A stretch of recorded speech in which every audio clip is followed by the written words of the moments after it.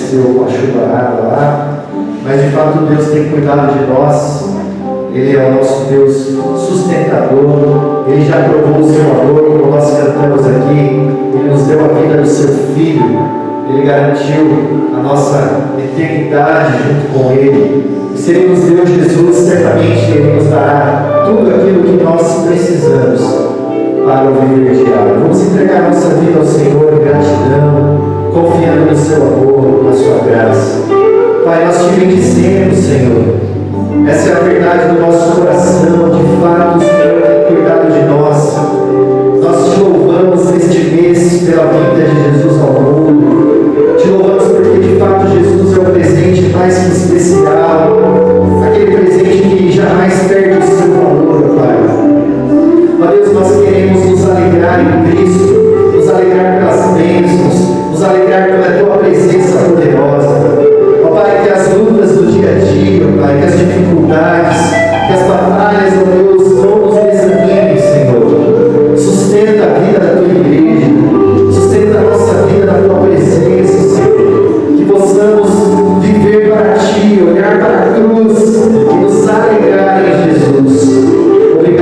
salvação.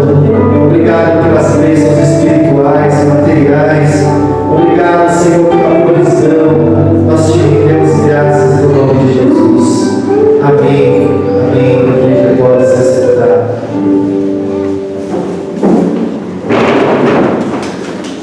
Queridos, Deus enviou o seu Filho ao mundo. Ele, como Filho obediente, tomou forma humana, nasceu na cidade de Belém, viveu vida simples e humilde, mas cumpriu o seu chamado, sendo Filho de Deus, morreu na cruz para nos dar vida eterna.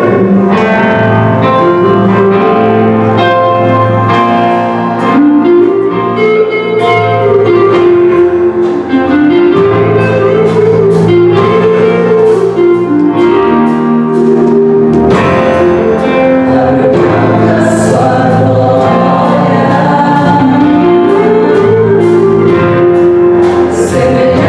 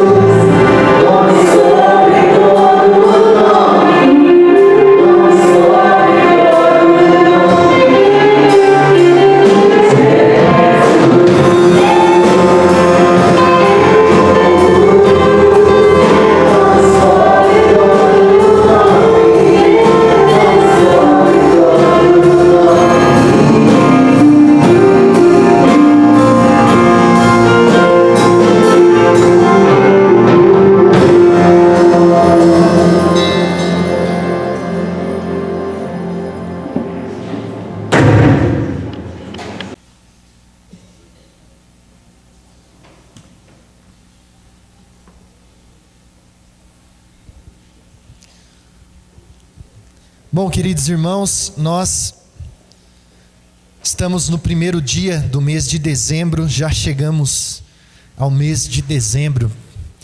Não sei se para você também, você teve a impressão de que esse ano voou, mas já estamos aqui no último mês do ano e sempre no mês de dezembro nós refletimos sobre essa espera, que é a espera para o nascimento de Jesus, o advento. Os cristãos ao redor do mundo, então, ficam nessa expectativa para celebrar o nascimento do Salvador. Na cidade de Davi, nasceu o Salvador, que é Cristo, o Senhor.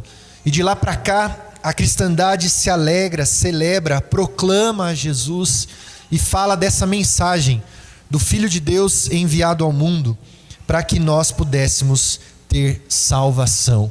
Então, nesse mês, você é convidado a estar aqui conosco para celebrar, para adorar a Deus, para juntos comemorarmos o Natal, falarmos dessa mensagem, que ela possa mais uma vez aquecer o meu coração, aquecer o seu coração, e que a gente possa também ficar animado para proclamar Jesus, para ver este Salvador nascer no coração daqueles que tanto precisam. Irmãos, nós vamos olhar para o Evangelho de João. Nós vamos, nesses próximos domingos, olhar para o capítulo 1 do Evangelho de João. E nós vamos ler hoje do verso 1 ao verso 5 do Evangelho de João.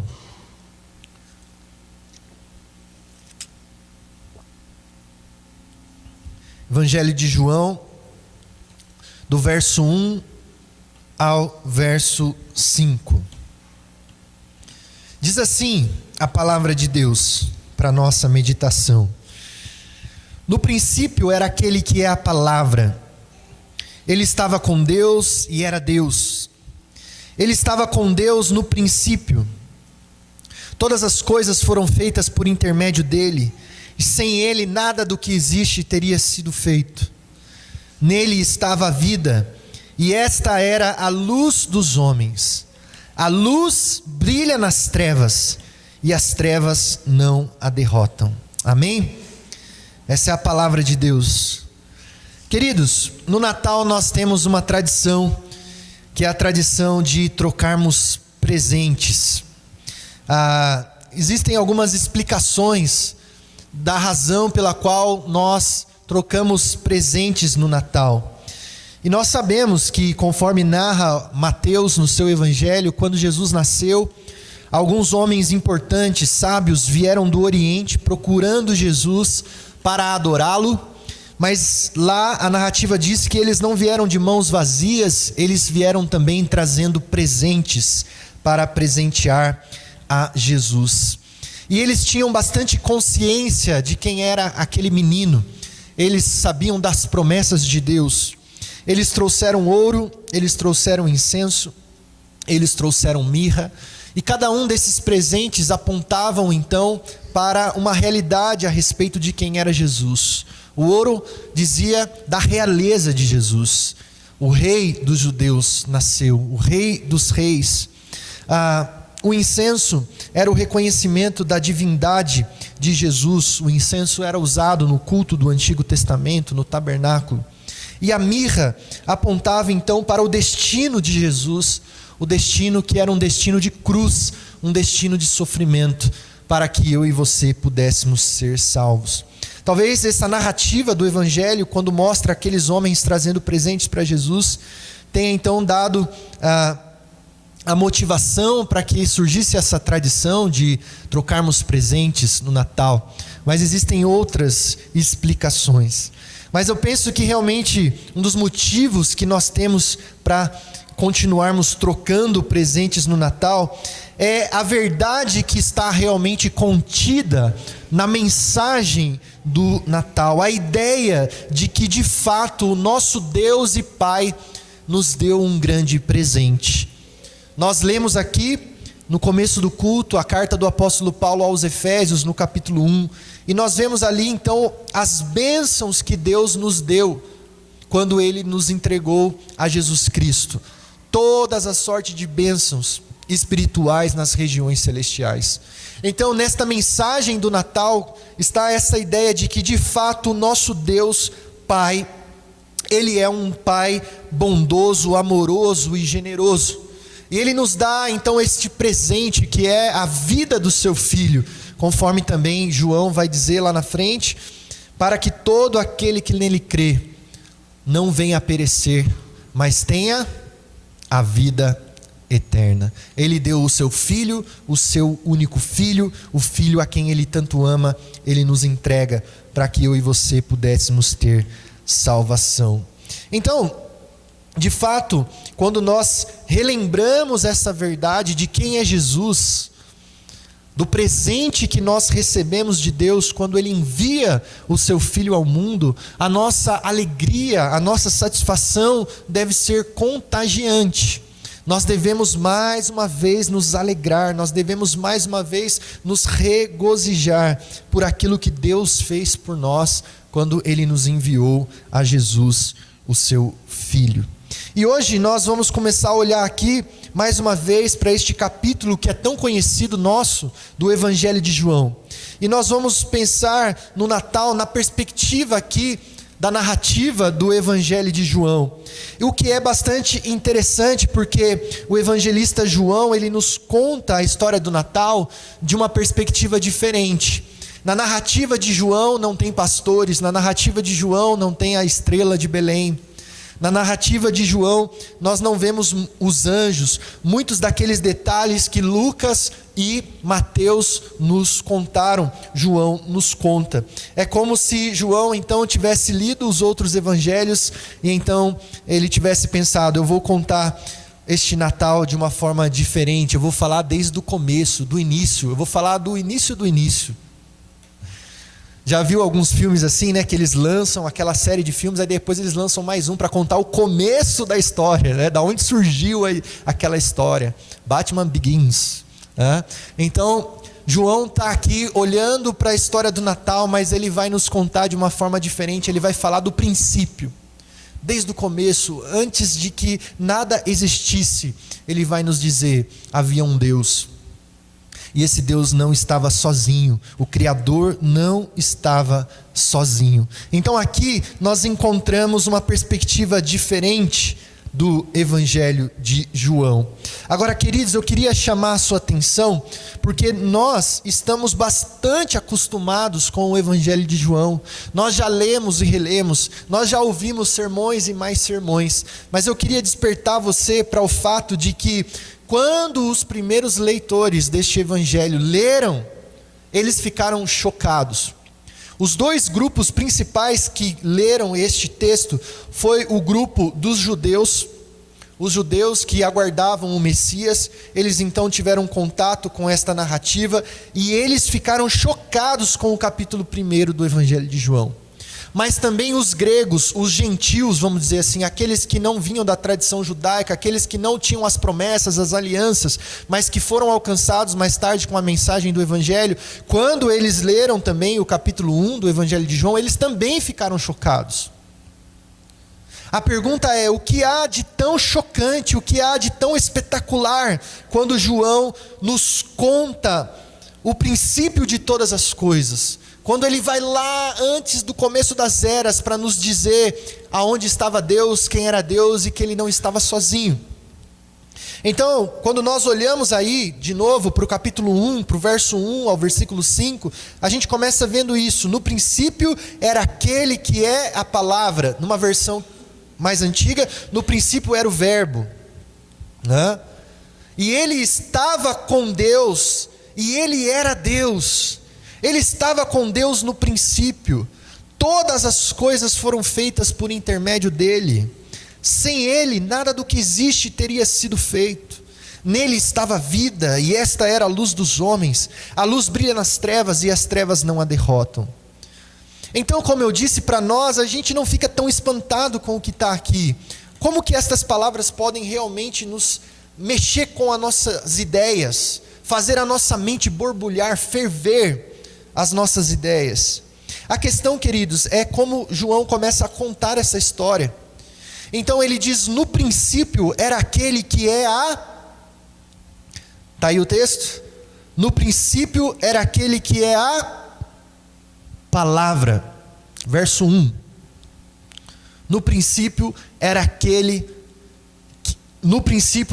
que é a palavra. E esta palavra, ele estava com Deus e ele era Deus. Então, queridos, começa aqui a ser chocante para o grego, para o público grego, o gentil. Quando ele lia esse texto, uma coisa que chamaria a atenção dele era a designação ali, palavra. Numa versão mais antiga, verbo. Ou seja, no original da Bíblia, que foi escrito em grego, a palavra que designa a palavra ali é logos. No princípio era aquele que é a palavra, no princípio era o logos.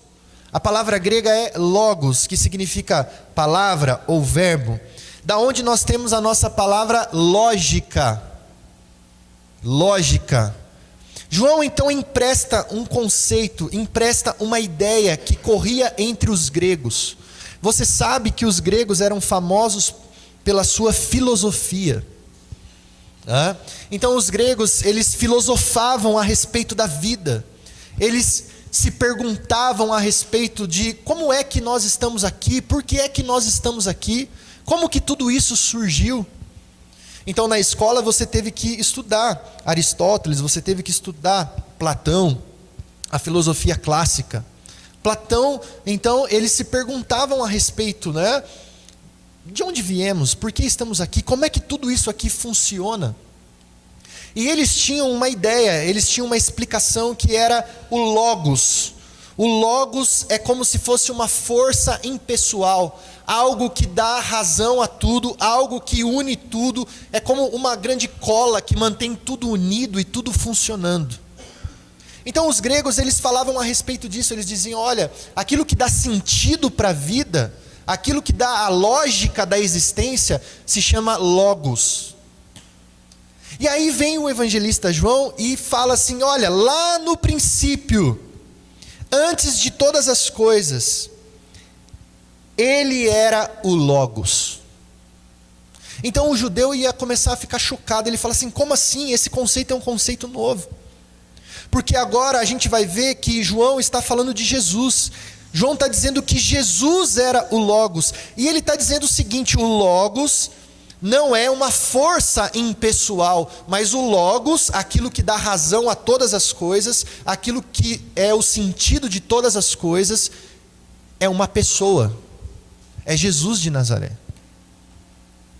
Então, os leitores gregos, eles iam ficar assim muito interessados no que João estava falando aqui. Então quer dizer que o logos, aquilo que é a razão de todas as coisas ser e existir, é uma pessoa e não uma força impessoal, é Jesus. Jesus é este logos? E João está dizendo sim. E aí ele começa a dizer, e esse logos, ele estava com quem no princípio? Ele estava com Deus. Mas ele não só estava com Deus, ele também era Deus.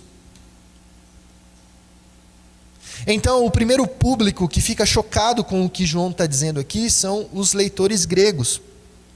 Mas não somente os leitores gregos, os leitores judeus, aqueles que vieram da tradição judaica, aqueles que conheciam o Antigo Testamento, quando eles olhavam para esse texto, eles também ficaram chocados. E como é que João chamou a atenção deles? João chamou a atenção dos judeus quando ele coloca ali, no princípio. Aonde é que você encontra essa expressão no Antigo Testamento? No princípio. Você se lembra? Aonde é? Gênesis capítulo 1. Então, automaticamente, um leitor judeu que conhece o Antigo Testamento, quando ele lê isso, no princípio, ele já vai lá para o Antigo Testamento. Opa, isso aqui eu conheço, está lá no Gênesis.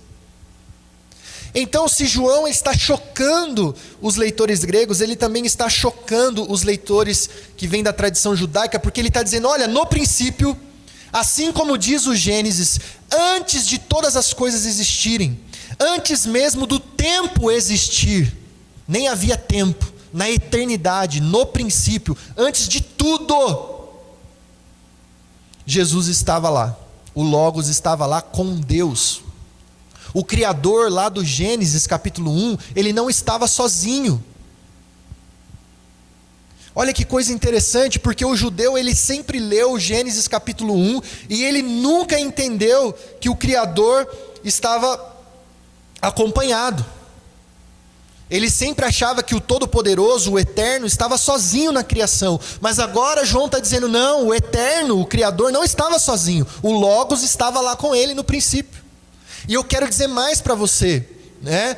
Ele era a palavra. E ele estava com Deus, com o Eterno. E mais, ele era Deus. Opa!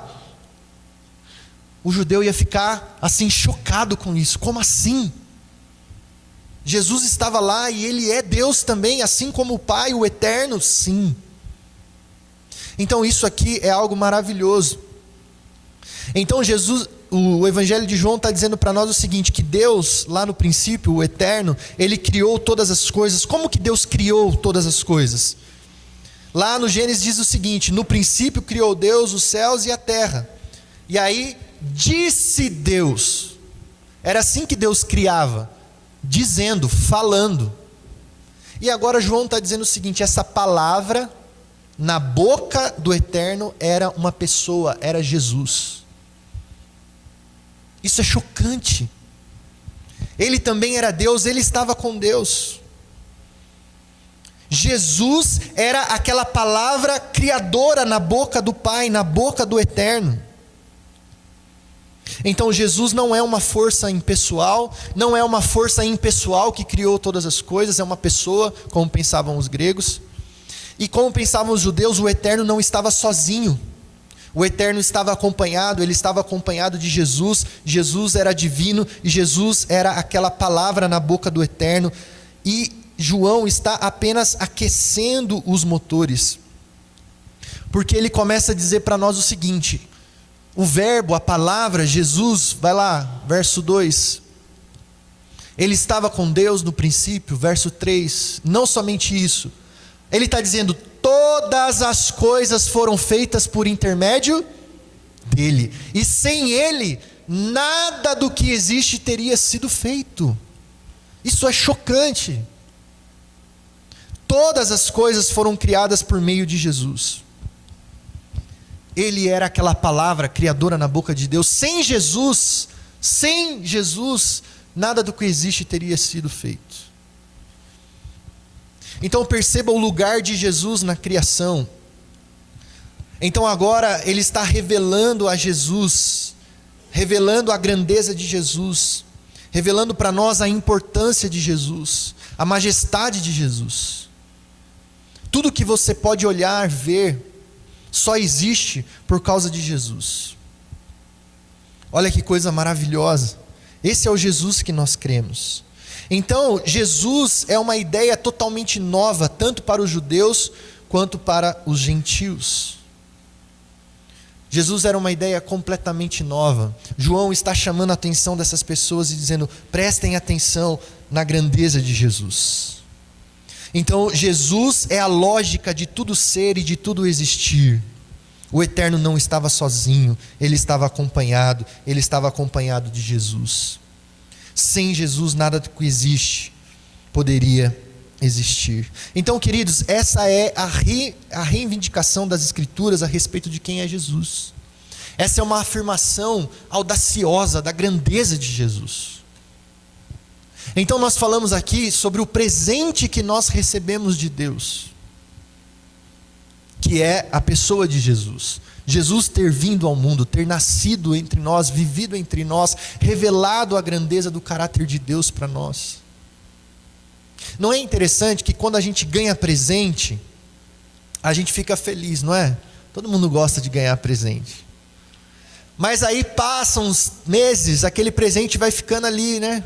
Vai perdendo aquele valor, vai ficando desgastado.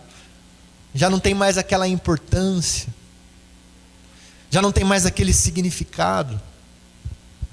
Então, quando nós falamos do Natal e quando nós falamos do presente que nós recebemos de Deus, que é a pessoa de Jesus, a vinda de Jesus, este presente que é Jesus e que eu e você sabemos quem Ele é, nós não podemos permitir que esta alegria contagiante que está no nosso coração, quando nós descobrimos quem é Jesus, se perca. Nós não podemos deixar que Jesus perca o seu valor, o seu lugar, o seu brilho na nossa vida. Jesus não pode ser como aquele presente que você recebe no Natal e depois ele fica jogado na casa, ou como aquele presente que você deu para o seu filho e agora está lá quebrado. Jesus não é esse tipo de presente. Quando nós entendemos quem é Jesus, que Ele estava com Deus lá no princípio, que Ele é divino, que todas as coisas foram criadas por meio de Jesus, que nada que existiria se não fosse por meio de Jesus, então nós começamos a entender a grandeza de Jesus. Mas não é somente isso, queridos. Ele ainda afirma para nós no versículos 4 e 5, que nele, em Jesus, no verbo, no logos, estava o quê? A vida. E esta era a luz dos homens. Não somente isso, a luz brilha nas trevas e as trevas não a derrotaram. O que ele está dizendo para mim e para você é que nós só conseguimos realmente entender o sentido da vida, experimentar a realidade desta vida como ela foi feita para ser. Nós só conseguiremos enxergar verdadeiramente a vida como ela é se nós reconhecermos Jesus. Do contrário, nós estaremos em trevas. Do contrário, as trevas irão nos derrotar.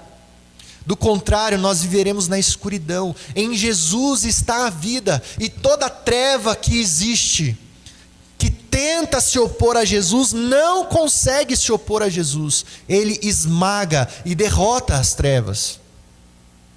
E quando esse Jesus explode no meu coração, quando eu creio verdadeiramente em Jesus, eu entendo isso. As trevas que há em mim são derrotadas, os meus olhos se abrem, e eu começo realmente a entender o verdadeiro significado da vida, a lógica da minha vida e da minha existência.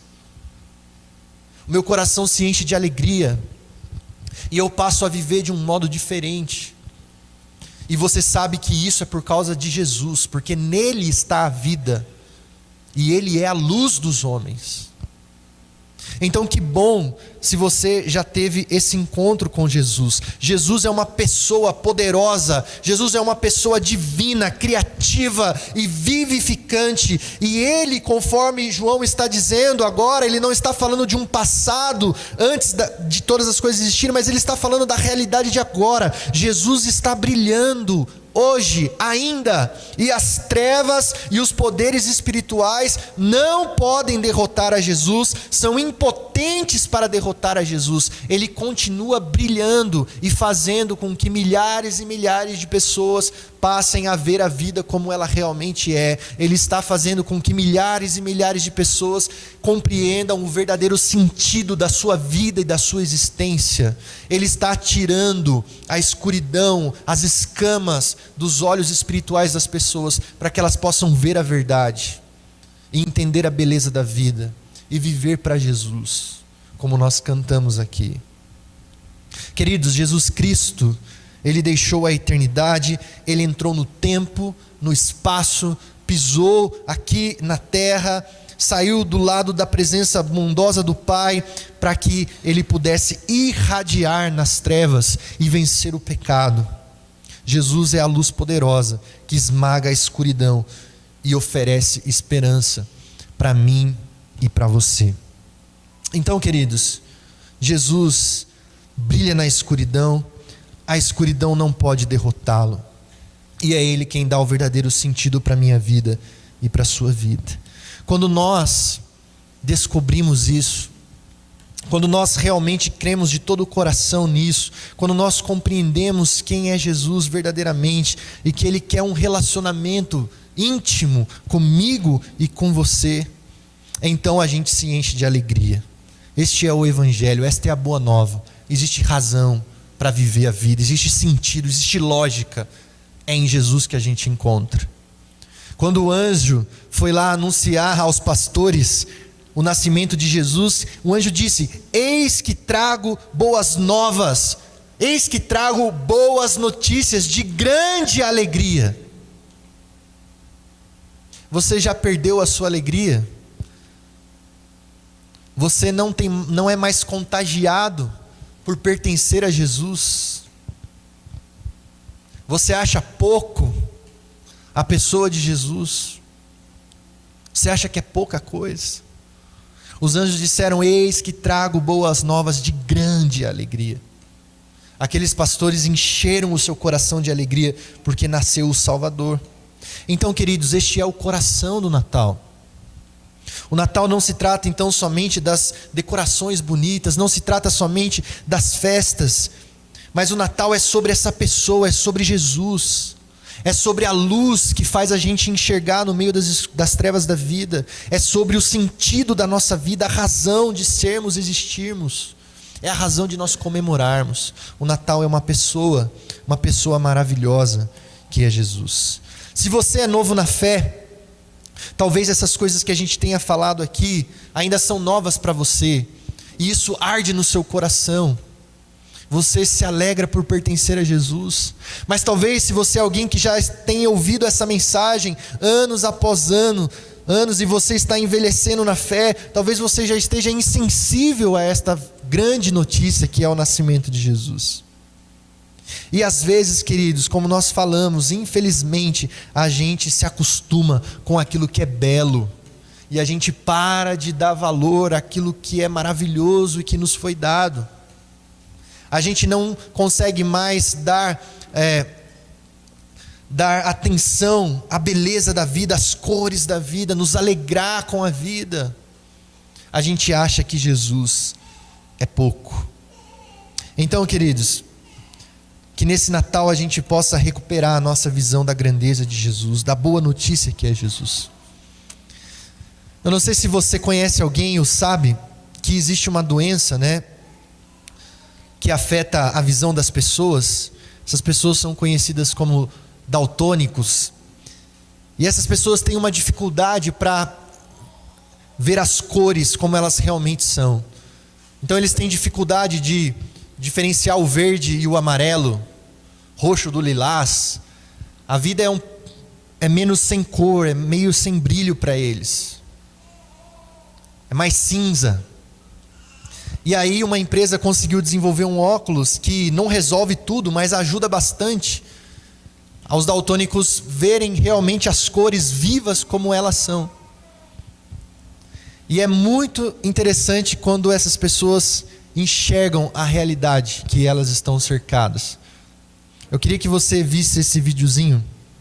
Pode apagar a luz aí, para a gente ver como a gente às vezes não dá valor àquilo que é belo, aquilo que é lindo e aquilo que nós já recebemos.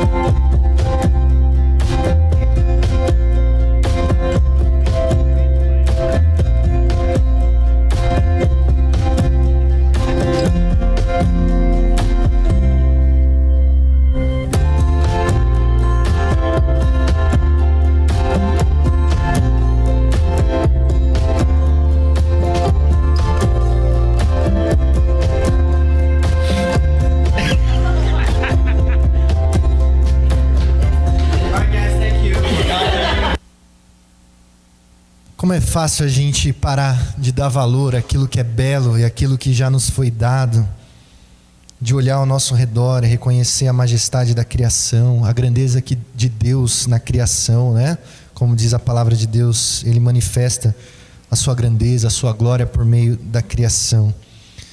Então, quando nós relembramos aqui a verdade de quem é Jesus, daquilo que nós recebemos, da pessoa maravilhosa de Jesus, de como é que por meio de Jesus a gente realmente entende a razão da nossa vida, da nossa existência, foi Ele quem nos deu vida verdadeira, é por meio dele que a gente pode enxergar a vida como ela realmente é, que você se alegre pelo presente que você recebeu, pela vida que você recebeu. Nele estava a vida, e ela é a luz dos homens, a luz que destrói as trevas e nos enche de verdadeira alegria. Amém? Queridos, eu quero convidar os presbíteros. Antes, nós vamos cantar um hino, preparando o nosso coração para a ceia do Senhor.